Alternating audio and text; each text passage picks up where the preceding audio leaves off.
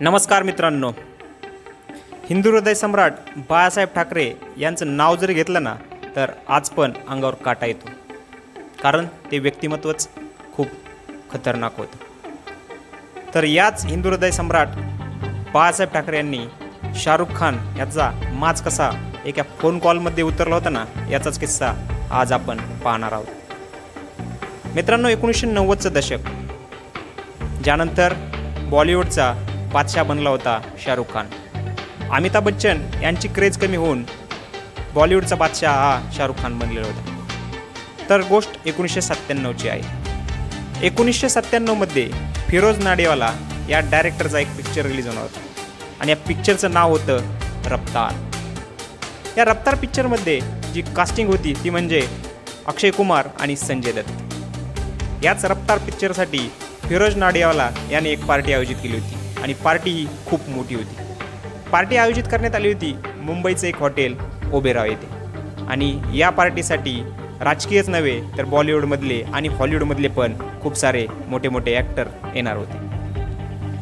तर या पार्टीसाठी शाहरुख खान हा सुद्धा येणार होता आणि महाराष्ट्रातून बाळासाहेब ठाकरे आणि त्यावेळेस युतीचे सरकारमध्ये मुख्यमंत्री असणारे मनोहरराव जोशी हे सुद्धा या पार्टीला जाणार होते। आता मनोहरराव जोशी आणि बाळासाहेब ठाकरे हे या पार्टीला जाणार म्हणल्यावर ओबेरॉय हॉटेलपाशी सिक्युरिटी फुल टाईट होती। मुंबई पोलीस येथे खूप ॲक्टिव्हमध्ये तैनात होते।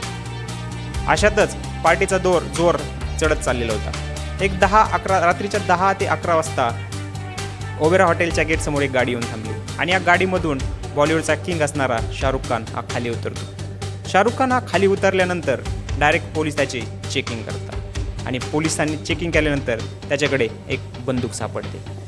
आता बंदूक सापडल्यानंतर पोलीस त्याला सांगतात की बंदूक आणि बंदुकीचं लायसन हे येथे जमा कर आणि पार्टीमधून आल्यानंतर घेऊन जा। त्यानंतर मात्र बॉलिवूडचा किंग खान असणारा शाहरुख खान हा चांगलाच भडकला, कारण तो पोलिसांना म्हणत होता, तुम्ही मला ओळखता का, मी कोण आहे।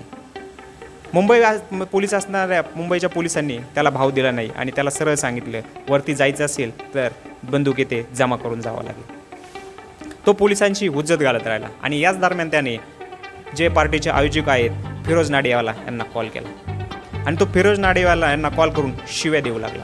तो म्हणू लागला की पोलीस मला वरती येऊ देत नाहीत, माझं इन्सल्ट करण्यासाठी तुम्हाला इथे बोलवलं का, आणि तो खूप सारं असं बोलत राहिला।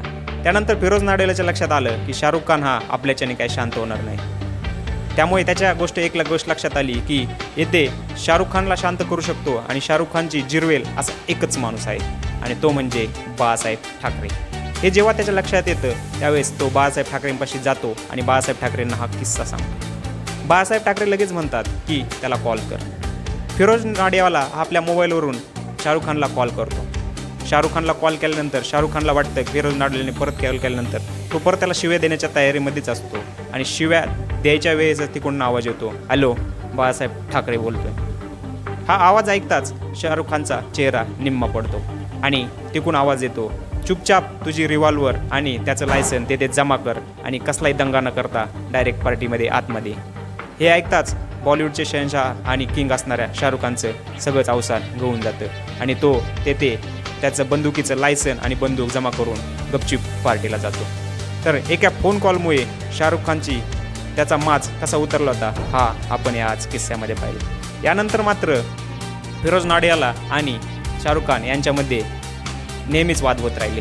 यामध्ये मध्यस्थी करण्याचा महेश भट यांनी प्रयत्न केला, परंतु तो कधीच झाला नाही आणि अशा प्रकारे एका फोन कॉलने बाळासाहेब ठाकरे यांनी बॉलिवूडचा शहनशाह असणाऱ्या शाहरुख खानची मस्ती उतरली होती।